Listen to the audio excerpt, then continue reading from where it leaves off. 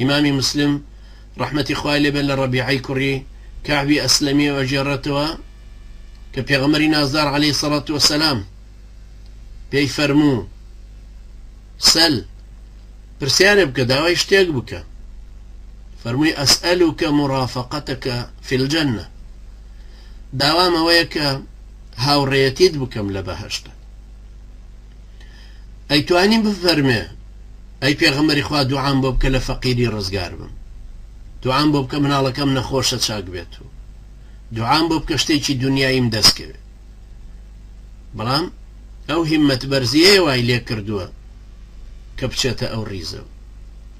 پیغمبرنا ازدار عليه الصلاة والسلام باسي قومي مسلمان يكرك لداهاتوها الدين غزاكا وباسي جماعتي كرك سنبهشتوا ببي محاسبة عكاشي كري محصن فرموي أي پیغمبر إخوة أدعو الله أن يجعلني منهم خراب فرستي زاني وتي أي پیغمبر إخوة دعاب كبا منيش للريزي أوان بم پیغمبر عليه الصلاة والسلام فرموي أنت منهم تولى الريزي أواني أم همة برزيك واي كردو أو صحابي بالرزانة أهوا بيبقى